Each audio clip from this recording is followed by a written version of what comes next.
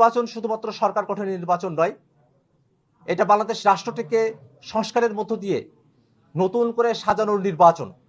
সংস্কার বাস্তবায়নকেই মুখ্য উদ্দেশ্য ধরে নিয়ে জাতীয় নাগরিক পার্টি এনসিপি আমাদের কার্যক্রমগুলোকে আমরা পরিচালনা করেছি। বাংলাদেশে 24-এর অভ্যুত্থানের মধ্য দিয়ে আমরা ফ্যাসিবাদী কাঠামোর বিলোপ চেয়েছি। বাংলাদেশে নতুন রাজনীতির মধ্য দিয়ে, একটা নতুন রাজনৈতিক বন্দোবস্তের মধ্য দিয়ে, ব্যবস্থার মধ্য দিয়ে, যাতে করে বাংলাদেশে প্রাতিষ্ঠানিকভাবে, সাংবিধানিকভাবে, প্রশাসনিকভাবে ফ্যাসিবাদ আর কোনোভাবে ফিরতে না পারে, জাতীয় নাগরিক পার্টি এনসিপি আমরা সেই সংগ্রাম আমাদের জাতীয় নাগরিক কমিটির সময় থেকেই আমরা অব্যাহতভাবে চালিয়ে নিয়ে গিয়েছি। ঐক্যমত্য কমিশনে জাতীয় নাগরিক পার্টি এনসিপি সংস্কারের পক্ষে সব থেকে দৃঢ় অবস্থান গ্রহণ করেছিল। আমরা এই বাংলাদেশে ফ্যাসিবাদী কাঠামো আর দেখতে চাই না। এই বাংলাদেশ রাষ্ট্রটিকে নতুন করে সাজানোর জন্য, এই বাংলাদেশ রাষ্ট্রটিকে দুর্নীতিমুক্তভাবে, বাংলাদেশের সকল প্রতিষ্ঠানকে দাঁড় করিয়ে বাংলাদেশের মানুষের নাগরিক অধিকার এবং মানবিক মর্যাদা প্রতিষ্ঠার যে রাজনীতি, সেই রাজনীতির সাথে আমরা নিজেদেরকে সম্পৃক্ত রেখে বাংলাদেশ বিনির্মাণে আমরা নেতৃত্ব দিতে চাই। সামনে ত্রয়োদশ জাতীয় সংসদ নির্বাচন অনুষ্ঠিত হবে। পাশাপাশি সংস্কারের প্রশ্নে, জুলাই সনদের প্রশ্নে গণভোট অনুষ্ঠিত হবে।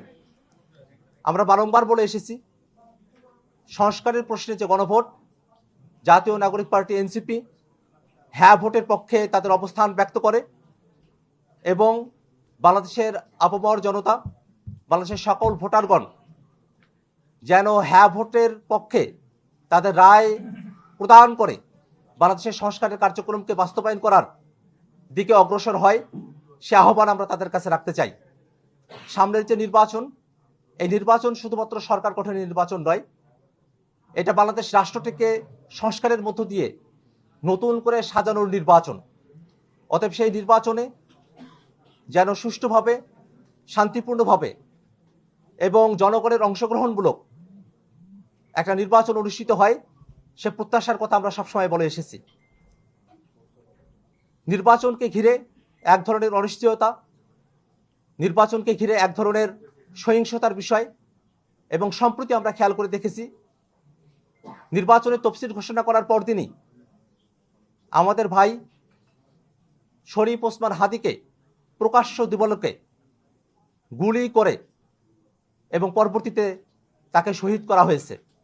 আমরা আজকের এই সংবাদ সম্মেলন থেকে আমরা শহীদ হাদি ভাইয়ের আত্মার মাগফিরাত কামনা করি এবং পাশাপাশি শহীদ শরীফ ওসমান হাদি ভাইয়ের খুনের সঙ্গে জড়িত প্রত্যেককে গ্রেফতার করে দৃষ্টান্তমূলক শাস্তি দেওয়ার দাবি জানাই।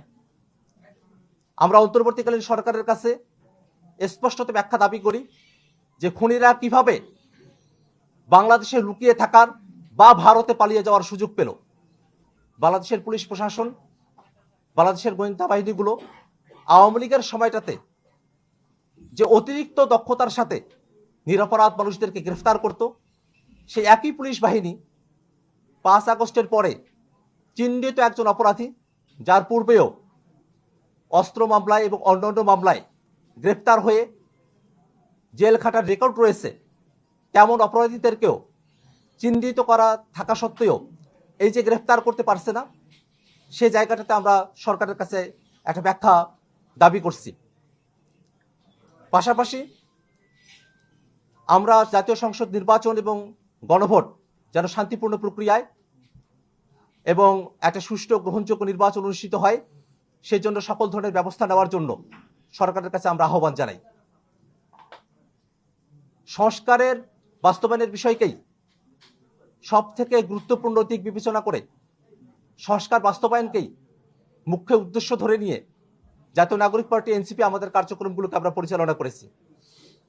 আসন্ন ত্রয়োদশ জাতীয় সংসদ নির্বাচনে জাতীয় নাগরিক পার্টি এনসিপি এই নির্বাচনে অংশগ্রহণ করবে।